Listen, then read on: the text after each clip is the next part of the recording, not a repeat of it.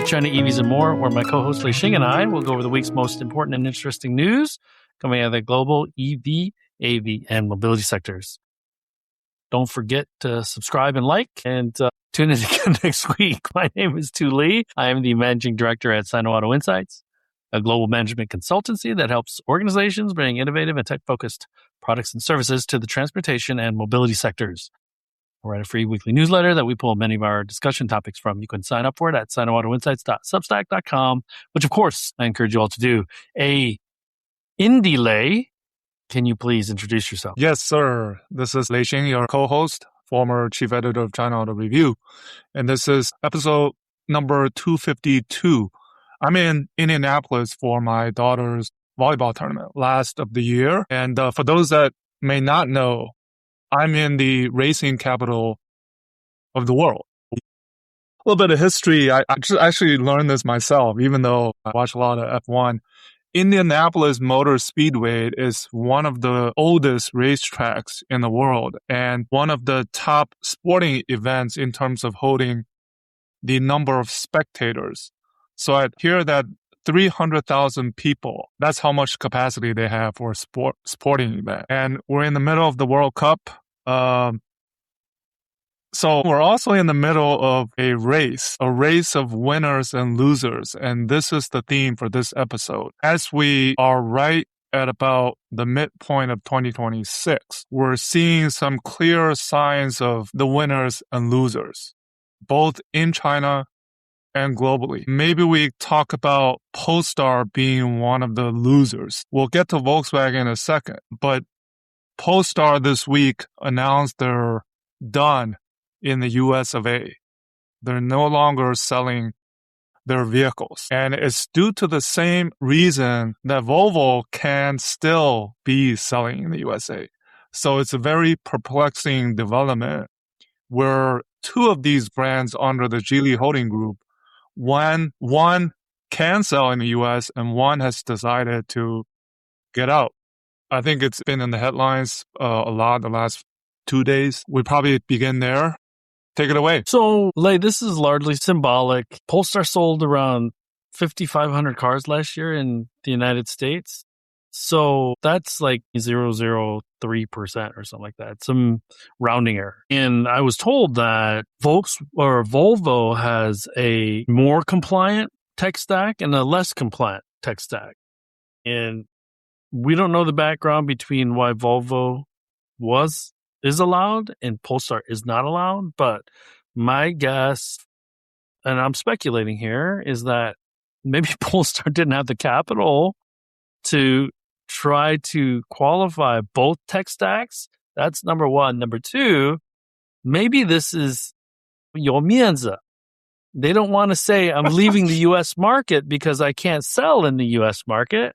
So they're saying we're being forced out of the U.S. market as a saving face. 面子 is face. And I feel like Polestar is saving face here. I 100% agree. I think Polestar left the U.S. more for the fact that they weren't selling than this connected vehicle rule from the ICTS or from the BIS, from the Commerce Department. So no, I don't think that the top reason for them to leave was this Chinese entity or whatever, just that they weren't selling. They said in the press release, 94% of the sales in the first quarter were outside the U.S.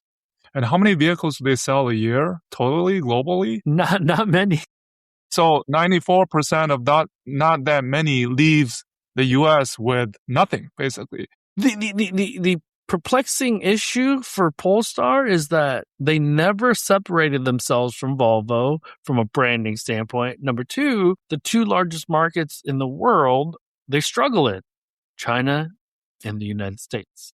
So I almost feel that unless they can turn it around very quickly, this could be the first nail in a long series of coffins for the Polestar brand. Well, the perplexing thing, the debate also centers on the fact that they decided to locally produce the Polestar 3 at the South Carolina plant. And despite that, they still couldn't continue selling the vehicle, even with that in place. So that's strange thing about this. The other thing, too, that no one's really brought up is that there were likely a ton of Volvo dealers that would have been obviously negatively affected. So maybe there was some lobbying being done by NADA on Volvo's behalf, whereas Polestar, they're going through retail stores. And there's not that many in the United States. And so there's likely some other wrangling going on because Volvo does sell in the hundreds of thousands of units in the United States. So it's not a lot, but it's not insignificant. And it would affect Americans in the United States if Volvo was restricted from selling in the U.S. Simple business decision. The brand has not resonated in the U.S. It has not resonated in China, even though almost 100% are almost produced in China. So just focus on the European market. Simple business decision, I think, more than anything and maybe else. it becomes a regional brand. Whereas Volvo has much longer history of producing and selling in the U.S. Yeah, that's what it is. The other thing too, Lei, is that I want to really, really emphasize that trying to guess what the Trump administration is going to do and or trying to pull out a train of thought or some sort of connection between one or another, that seems impossible to do. As Volvo's presser said, case by case. So Volvo came out on the positive side of the case by case, where Polestar came out on the negative side. Likely to their relief. Yeah, exactly. Why bother? So media wants to point out the inconsistency, but I look at it almost like, again, it's a myth. They don't have to say I'm exiting the U.S. market because I don't do very well there. But so the other big news this week, Lei, is Slate launched. Interesting case also. I think a lot of people dunked on it, but at the same time, the U.S. just lacks an affordable kind of the $25,000 vehicle, and Slate is offering it, but with some asterisks, right? So they had to switch to LFP chemistry, which they're sourcing from Goshen. And my two questions, how much does that save them at the pack level? And how much range did they have to lose because of that? Well, I tweeted that they're the Wuling Hongguang Mini EV of the US because, first of all, it's cheaper. And second, it looks like it wants to be highly customizable. And that's what the Hongguang Mini EV did in China because people customize it. Are we going to see a bunch of women driving these Slates with Labubu signs on them and stuff? What's going on, man? What do you think? Who knows? That's how they marketed it. It's not going to be 25 when you buy it. And the thing that I don't appreciate is that the only way... Saying fine print, right? You got to...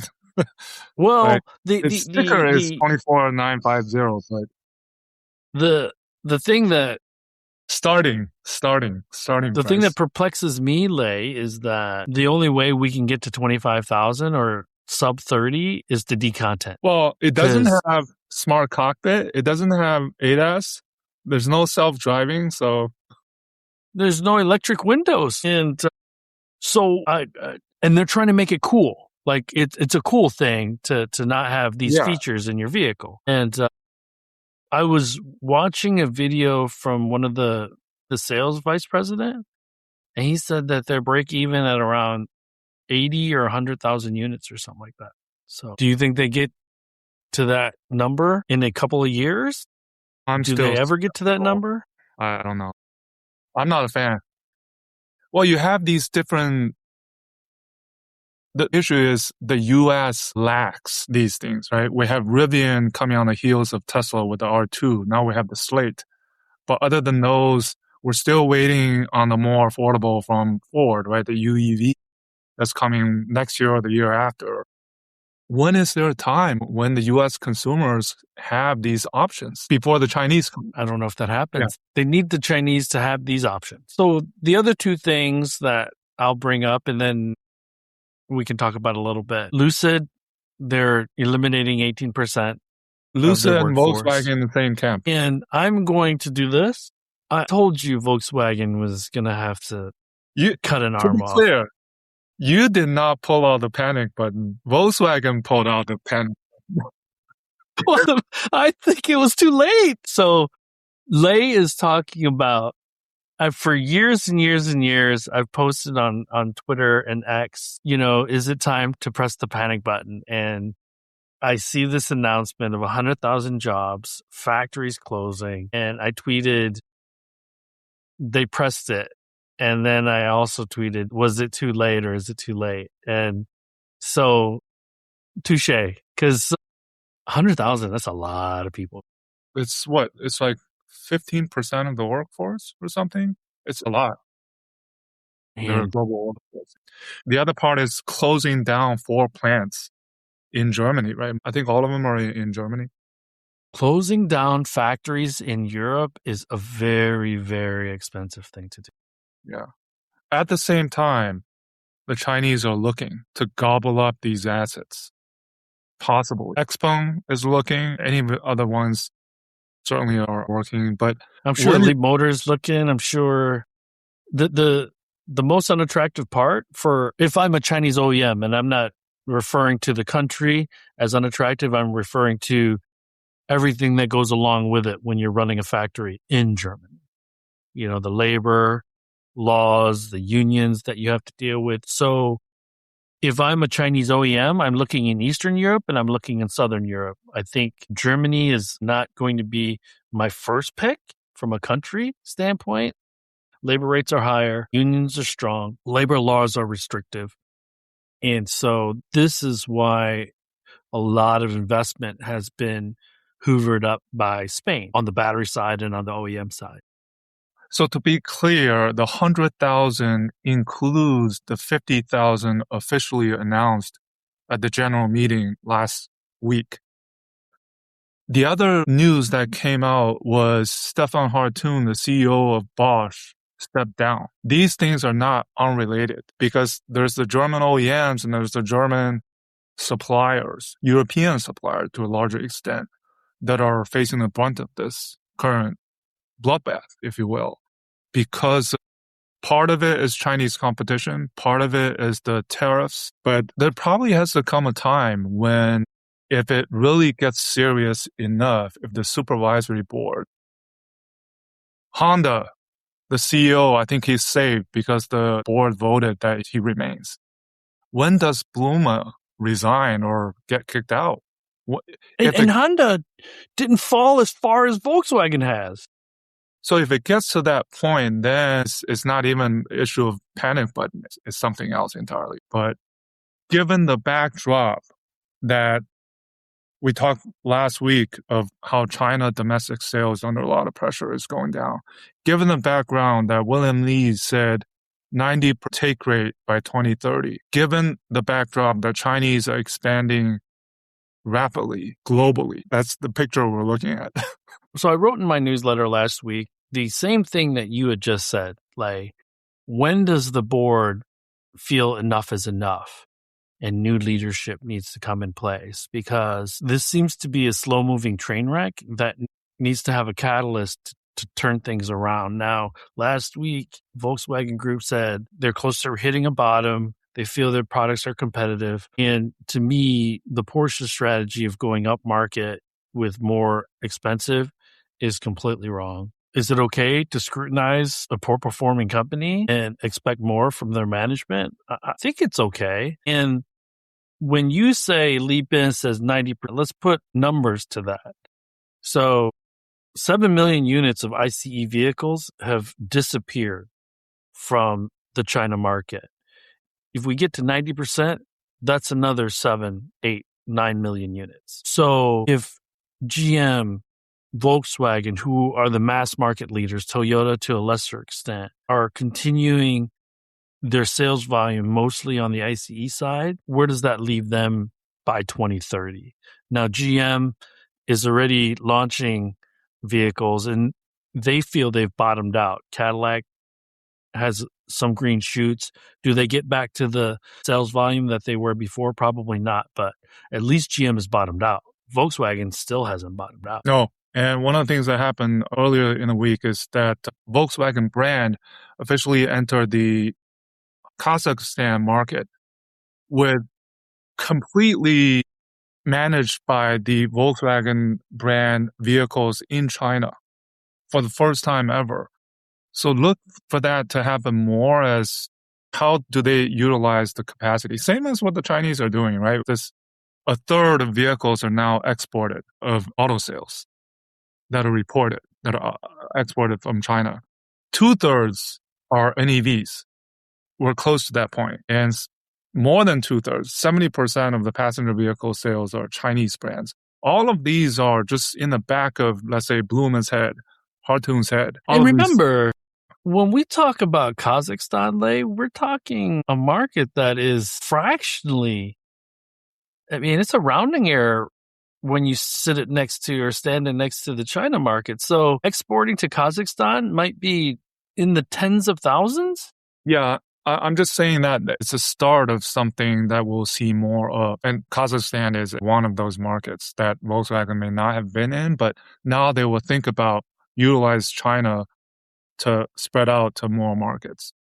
Well, I was just on a call today, and my guess would be they're going to start shipping to Canada too, Chinese-made Volkswagens. So they're going to try under that quota because we know that they've already closed several factories in China and taken out, 2 million units or something like that, or some ridiculous number.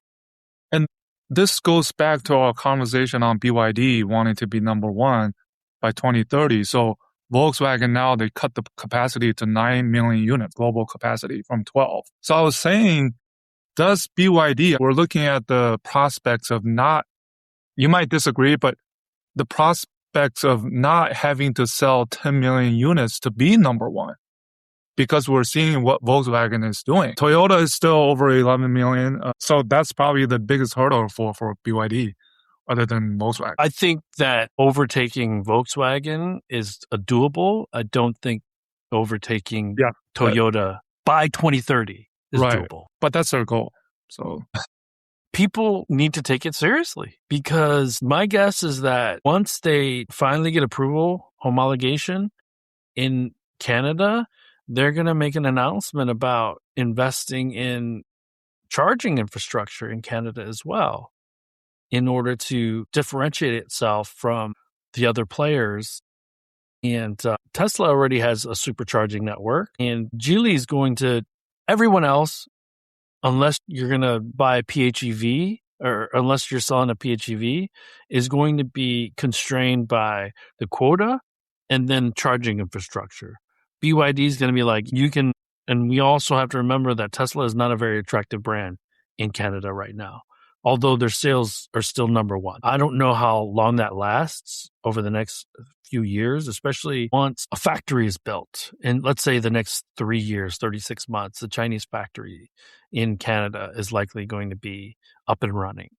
I just don't know how much longer Tesla can hold out when they don't update their two vehicles. I think as a Volkswagen, if we were the CEOs, I mean, right, they're doing what they have to do. First of all, is to trim down, whether it's capacity, whether it's employee, to remain profitable. And then does changing the CEO, does that mean anything at all? If Bluma is still at the CEO, if somebody else was at the CEO, the facing of the Chinese competition, what they have to do in China and facing the Chinese competition outside of China, it's the same. And they've already done their homework. They're working with Xpeng, working with Horizon Robotics, trying to get back mojo like almost every other still relevant foreign automaker in China. What more can they do? Maybe you're the expert. I don't know. Are they running out of options? Running out of options. But I really question the board at this point in time. And I've mentioned this in past episodes, I've always scratched my head when people say, we need them because they're the only ones that can give us the turnaround. They're the ones that drove you in the ditch, okay? Largely. And remember, Lei, there are still managers at Volkswagen and Volkswagen Group way back from the Dieselgate days, okay? So there's a history of management competence at Volkswagen. And incompetence is putting it politely. And, Leiter, he's the new guy at Porsche, but he was handed a terrible hand. And it's tragic to see Porsche struggle so mightily. It's heartbreaking, quite frankly.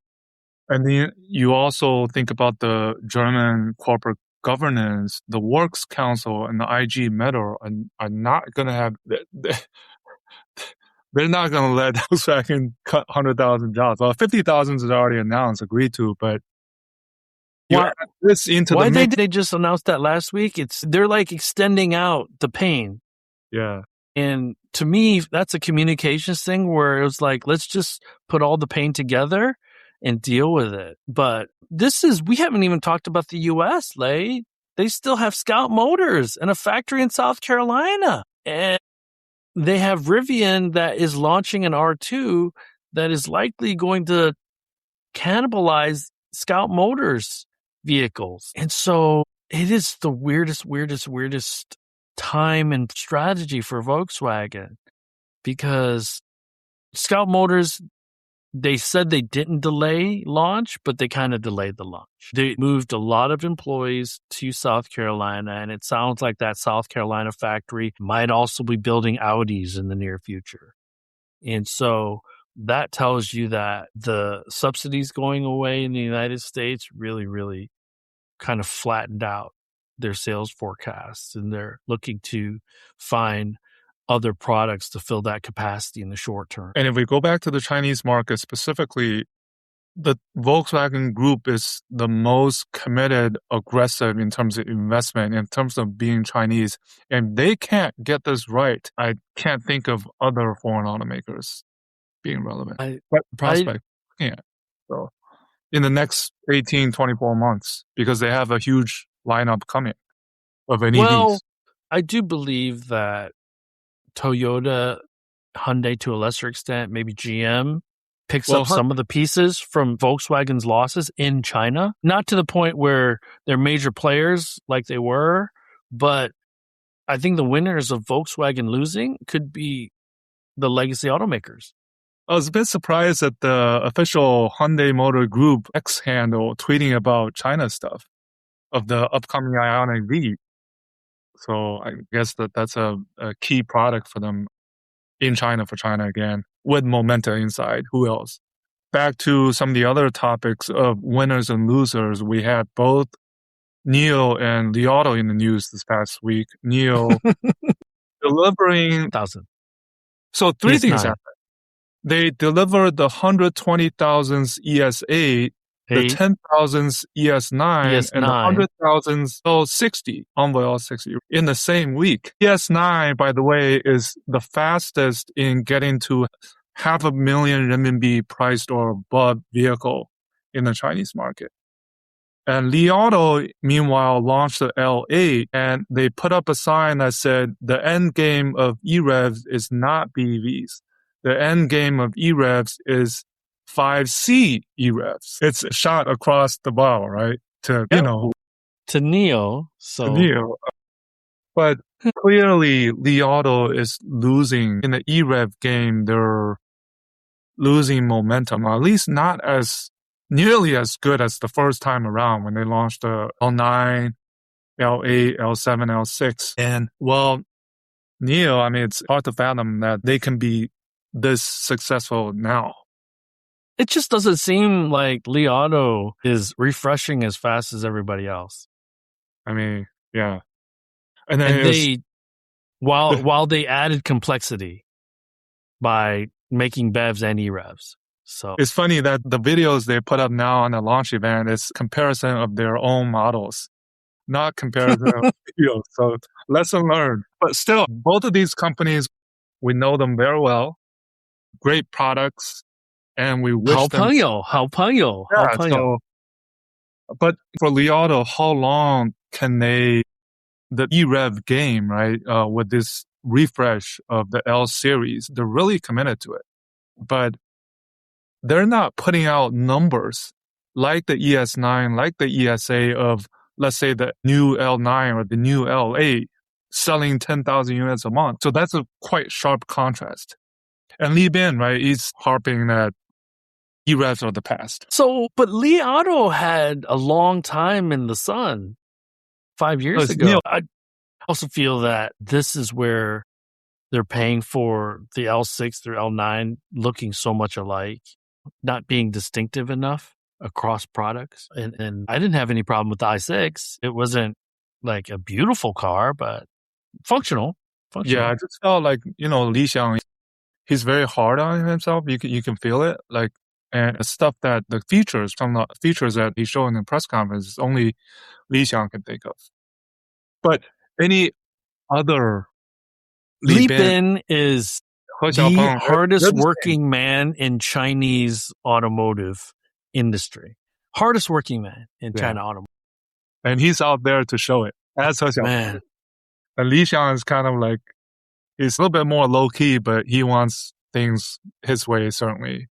But it's the sharp contrast among these startups, and then it's the sharp contrast between the startups and the Volkswagens. While the market's under intense pressure, and China, the State Council Information Office, they had a press conference specifically on expanding auto consumption this past week. So the other thing, too, that reminded me, Lei, was that the Chinese government is now looking at what GM announced during their Empower event, using the battery electric vehicles as a supplement to the grid and trying to take advantage of bidirectional vehicles as basically batteries, portable batteries for the Chinese grid. And I think that is important.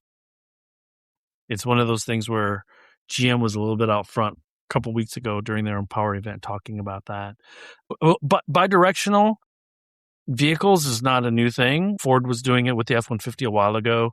So, but GM, they made that announcement at Empower before the Chinese government kind of made that announcement about how important they're going to try to implement that by 2030. This press conference from the State Council Information Office, there were not any new specific incentives or subsidies announced other than the NEVs to the countryside.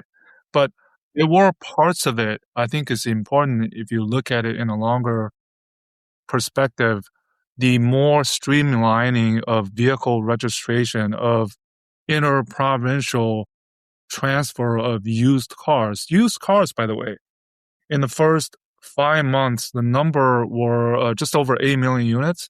They were up compared to a fall in new vehicle sales. So I think we don't talk about this often, but I think the livelihood, the healthiness of the used car market is very important, and the ease of which the used vehicle transaction can be conducted is actually very important to new vehicle sales. We know that in the U.S. market, and it's also part of the reason for the fall in new vehicle sales, because a lot of consumers, they're actually turning toward used vehicles in China. So in China now, it's a 1-to-1, roughly. But in the U.S. market, I think it's like many to one. Yeah, so it's like every 4 vehicles sold, maybe 3 are used vehicles or something like that. I don't know. But it's significant, but that's also because new car prices have grown so significantly. And especially on the EV side, there's going to be a lot of lease ending this year and next year.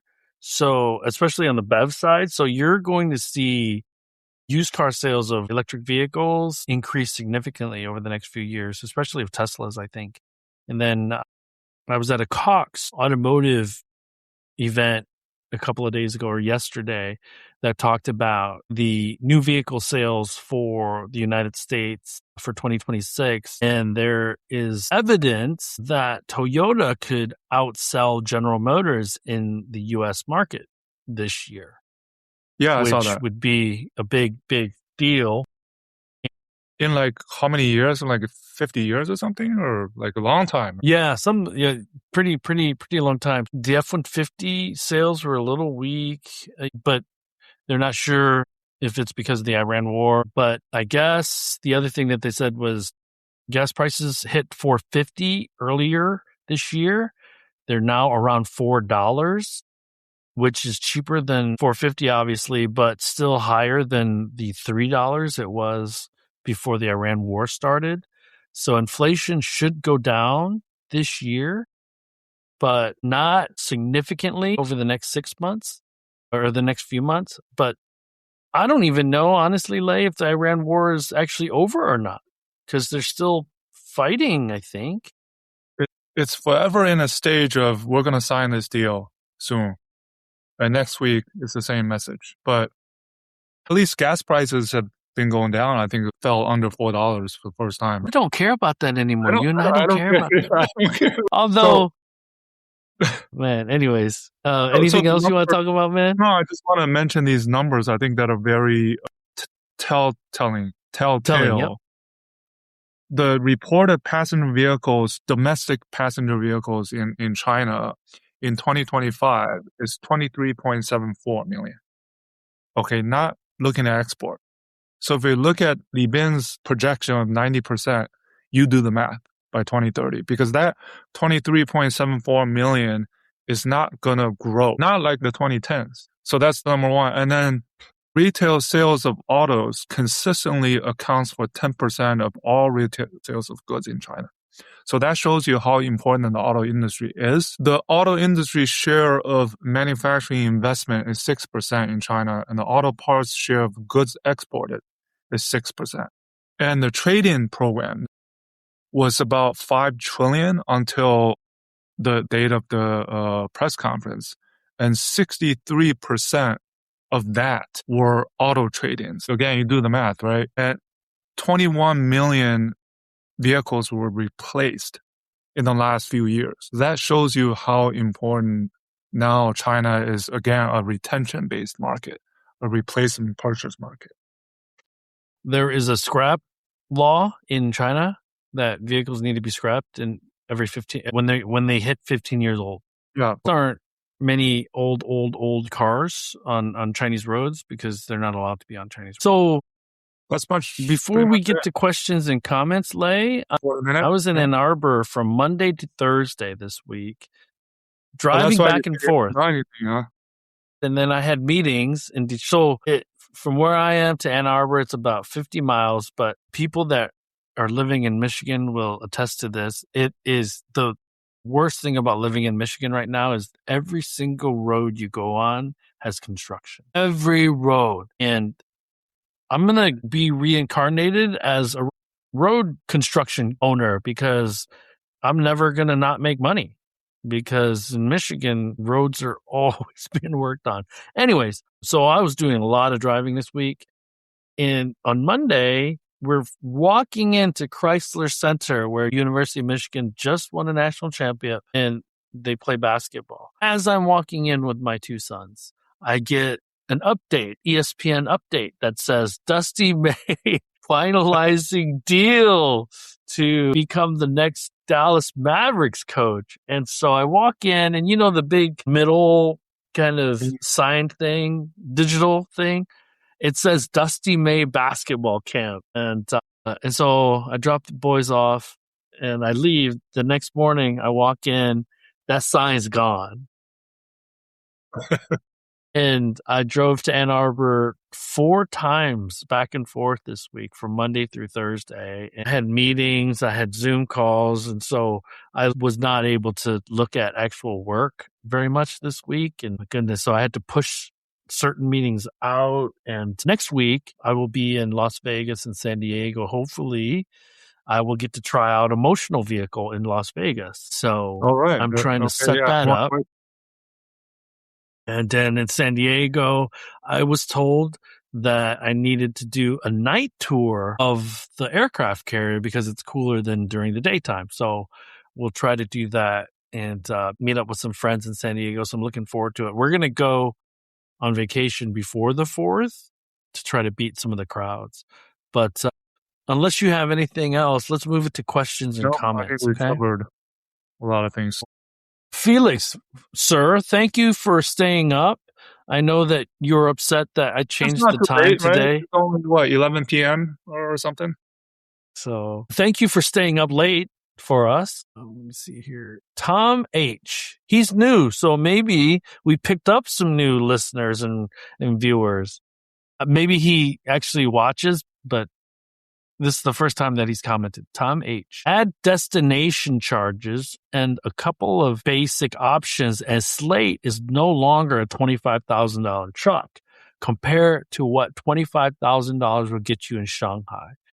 You're absolutely right, Tom. I completely agree. I think it's more like a $35,000, $40,000 truck after all the bells and whistles are added. And what I would argue is that I would look more at like an Atto 3 because it's less than 25,000. Because if the Atto 3 was exported to the United States, let's say it adds 40%, 35% to the China price, and that's the landed cost in the United States.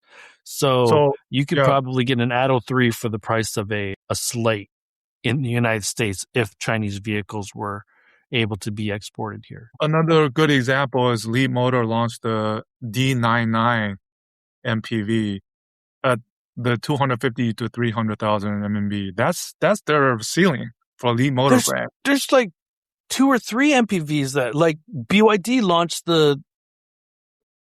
But I was going to say that the word on the street, the nickname for the D99 is the 1/3 Alphard. Goodness. Xpeng has been teasing the Mona L3, which is not the Atto 3, maybe a little bit bigger, but that's a model that clearly has the European market. I think that's a global car. I think that's a global vehicle. And it's not like the GX, which I don't think is the right model for the European market. The car that I got a glance of in an article, not in real life, obviously, was the Iceland Huawei shooting brake. Looks great. The GT7. Yeah, GT7 looks great. Yeah. It's like a $30,000 shooting brake. It looks a little bit like the Zeekr 001, but more curvy. Then at the same time, Huawei launched the Maxtro, the S800 Grand. 200 grand, 200,000 US. And then the Luce officially announced the pricing for the Chinese for less than 650. For less than six. It's just under 4 million RMB or something. Yeah, so it's under $600,000 in China. One for every pocket. Let me see here. I wonder if they got pushback for the 650 and that's why they priced it lower in China. Does it make a difference? I mean, the people that have the money doesn't care. Well, just yeah, but that 650 seems steep to me. Let's see here. Urban Guitar Legend, the VW EV they just released in China is disrespectful to what they offer us here. Here is in Europe or here is in the United States. Urban Guitar Legend. The VW ID Era 9X is sick. I like it. I said that after the Beijing Auto Show. I like it. It was their most popular model at their booth. And that translates into the sales numbers. The absolute only reason Tesla is number one in Canada or the United States as far as EV is they are the only game in town, period. Elon already paid off our government to keep any and all real competition out. I'm the latest example. Tom H. If you think of VW as a federation, then it's easier to see VW China as a different animal. With SVW, Shanghai Auto VW and FAW, you see an east to west tech transfer. Yeah, I describe it, VW in China specifically with the VCTC is their own Wolfsburg. What VW China is doing right now, I call it the Chinese smart EV startup of VW. And going back to the earlier comment that they're the most committed, they have the most investment, aggressive. If that can't succeed, then there's no story left. It's an uphill battle for sure. Urban Guitar Legend writes, US is a joke. Nothing to see here. Will keep driving my 2003 Honda Element. That probably gets good gas mileage, Urban Guitar Legend. So, Mike, the car geek, how would you advise the EU to deal with China Auto? Hi, guys. Thanks for the show. Hey, thanks for joining, Mike. How would you advise the EU to deal with China EV Inc.? Well, so there's the BEV tariffs and there's talking about the PHEV tariffs. Well, they're going to happen. The PHEV tariffs are going to happen. Right. But still, I mean, what do you say? Unless you're like a US, Europe is kind of like halfway in between. you can come in, we'll have some tariffs. Was that Well, but all in stopping the Chinese? No.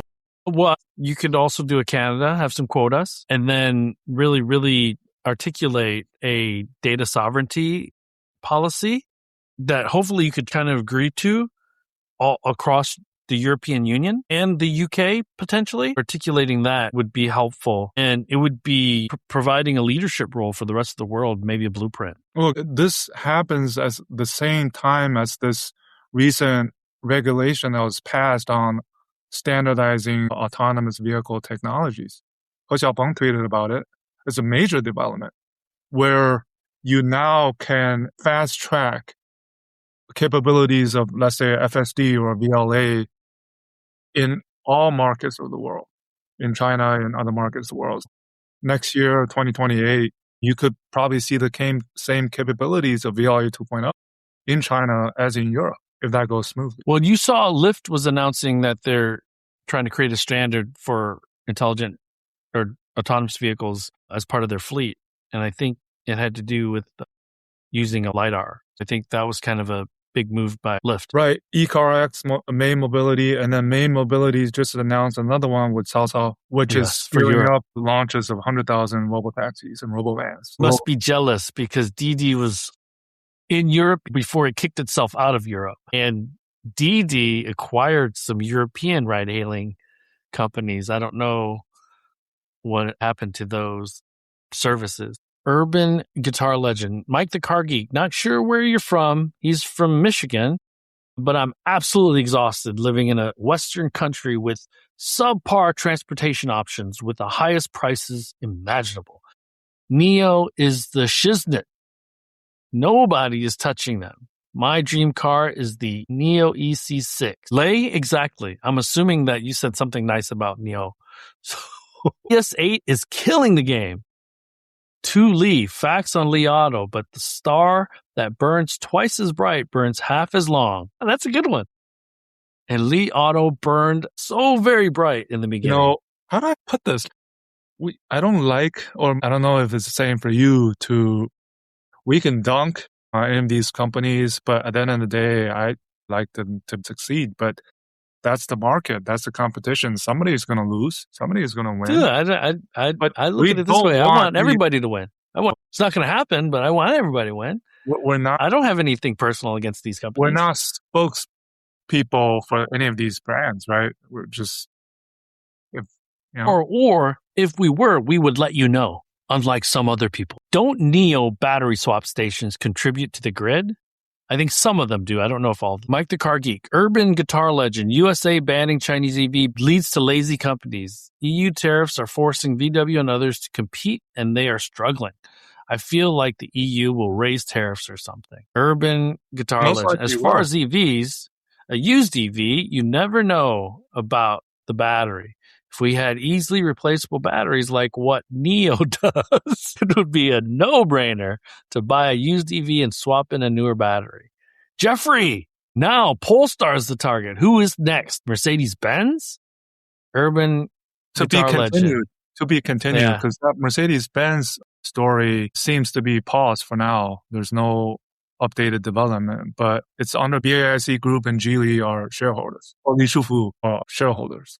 Urban guitar legend, Mike the Car Geek, do you guys have the same VW ID era 9X that being sold in China? Because I honestly feel like the China exports are more dumbed down versions of what they sell in China. Well, if you look at the Kazakhstan market, the vehicles they exported are the Tiguan Pro, the Terramon Pro, and Passat Pro, and one Jetta model.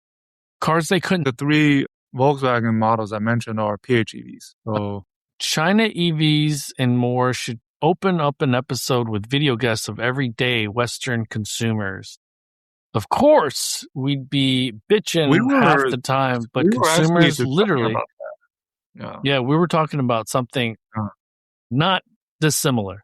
So stay tuned for that. Tom H., the U.S. doesn't have 800-volt charging infrastructure, nor the product. Y'all are validating the idea that the Slate isn't that competitive against the global benchmark.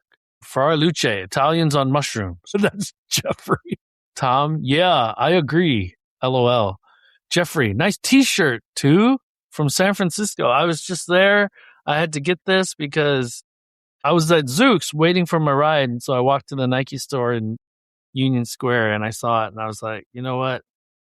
I need this. So I got it. But anyways, Zooks. I need to fill my time. So I spent $40. But everyone, thanks again maybe this is a good time. I'm sorry, Felix, but this seems like a very good time. We got a lot of interaction. So maybe we'll have to try this again. Felix, I'll buy you a beer, man. I'll buy you a beer. Weird time. So at least while you're everyone about to go to sleep, right? Yeah. And Asia can't really watch this either. But everyone, we will talk with you all maybe next week, maybe the week after. Right. Happy birthday to America soon. Happy 250. Happy 250. Just meant this timing is a social hour, but I'm loving the chat today. Thanks, dude. Good morning, good afternoon, good evening, everyone. Have a good weekend, and we will talk with you all very, very soon. That brings us to the end of this week's show. Lei and I thank you for tuning in. My name is Tu Lee, and you can find me on Twitter at Sino Auto Insight. That's SinoAutoInsight. You can find Lei on Twitter at Lei Xing 77. That's LEIXING 77. If you wouldn't mind rating and or reviewing us on Apple Podcasts, Spotify, or wherever you grab your podcast from, we'd appreciate that as well.